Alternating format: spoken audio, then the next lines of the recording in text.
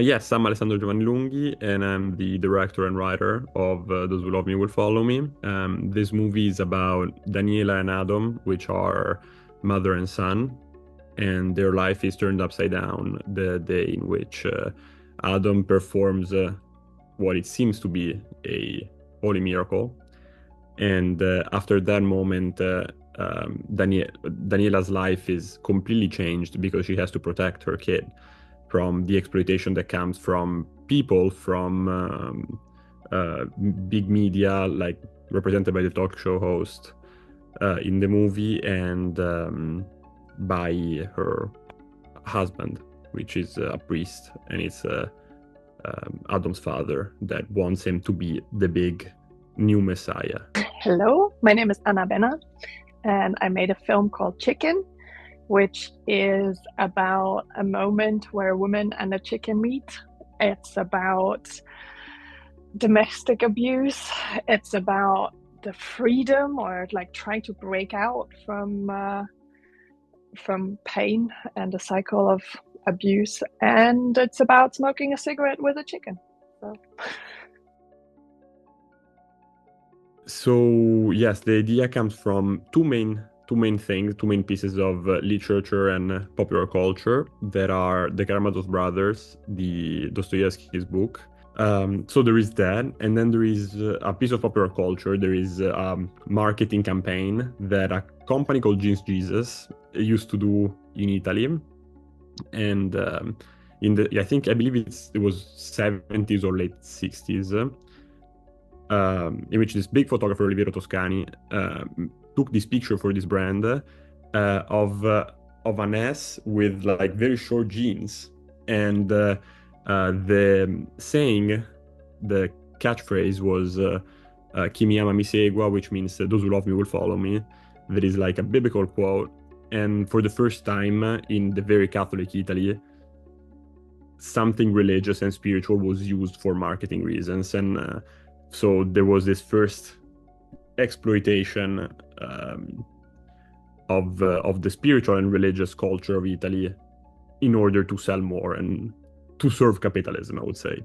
So it's a complete independent production. I don't have any partners in it except for my sound designer and composer, who came on board later. And it was just an idea I had that came from several newspaper articles I read. So one was a story about birds of prey hunting by setting fire to the bush and then flushing out little rodents, little animals to eat.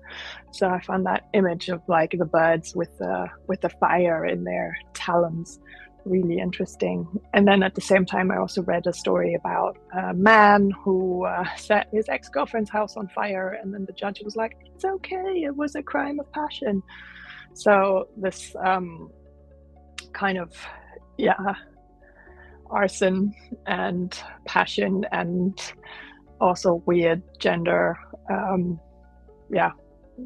ideas all came in, and then it took me a while to find the narrative that I wanted to tell in my film eventually. We had, I mean, the writing was definitely the longest part because I wrote it for the first time 6, 7 years ago, and then I rewrote it according to basically where I was. Because the first time I wrote it, I was in Italy and it was based in Italy. Then I moved to the US, and so it was thought to be a US movie. And then it took me, like, there was 8 days of shooting, 8 days of non-consecutive shooting. So we had basically, 10 days more or less. And then it was about 11 months, I would say, post-production. All in all, the film took about 3 years to make. 3 years. A funny story, I think, was I had a couple, but my favorite one is me, the location manager, and the director of photography went to the funeral home to scout the place. And we get in, and there is this old man that welcome us in, and he's very nice. He shows us around a little bit, and he tells us about the story of the place, of the building, and he asks us about the movie, and so we chit chat, and then he says, "Okay, now you can go and see the room that you want to shoot in," which ended up being actually the room we shot in. And so we entered, and he said before entering the place, by the way, don't mind Earl. We didn't know who Earl is. I thought it was someone who was gonna like clean the place. I don't know. I had no idea. So we entered and there was nobody there. So there is no Earl. We look around, we study the place, look at the lights. But there was already a coffin in the middle of the of the room. So we get close to the coffin to see the lighting, and we see a man lying in the coffin, and so that we found out that that's Earl, the entire scout of the place, and all the test of lightings and everything you need to do for a scout of a place with Earl in the middle of the room. The film was made using a technique called rotoscoping, which involves shooting video and then drawing over it, and that's how you create the animation. And for that, I filmed with my friend Monique, the actor, Monique Square, who's amazing.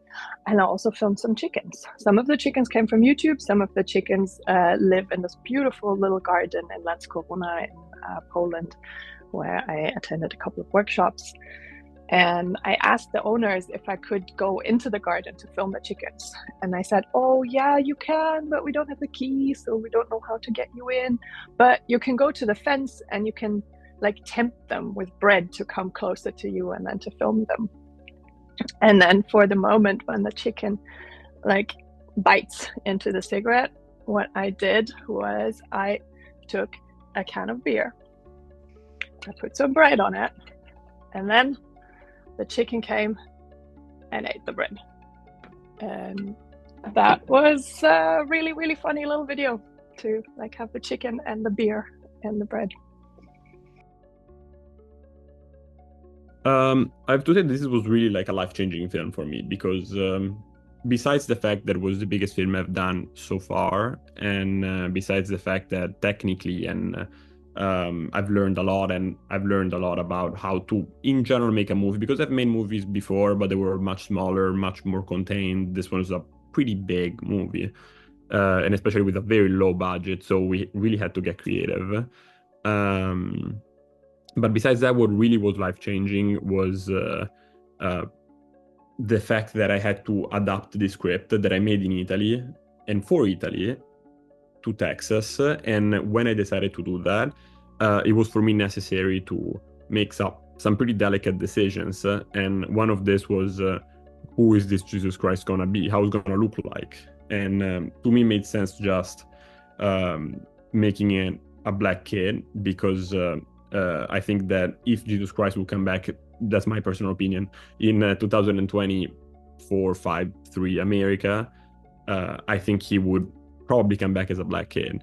And the decision was really difficult because from that moment then I had to learn as much as I could about African American culture in Texas and in the US and African American history in general, which as an Italian I knew just really the basics. I just knew about Martin Luther King, about slavery, about like the really main topic. I learned that chickens are brilliant to animate because they don't have in-betweens, like they don't move slowly, they really move from this to this with no kind of slow movement. So I recommend any animators use chickens as your actors. They're brilliant. Yeah. I've seen Equus films before in sense of another edition of it, and I think that the level was very high. I think that I was incredibly impressed by many of those short films, and some of them ended up being feature films that I've seen in the movies a few years after. Some of them, won the Oscar. Some of them won because I remember that year was the Skin year that actually won the Academy Award. Some of them were like I saw again in Cannes. It was really it was really a very high level edition and selection. So I'm very excited to see everybody else's films this year, and I'm definitely excited to compete. Compete with them. I feel really honored. It's a beautiful festival. I really like the selection you guys have made, and it's a privilege showing the film and sharing the film with audiences. That's always the goal, right? So it's connecting with other filmmakers, connecting with audiences, just sharing our work. So thank you so much for including my film. I'm very pleased.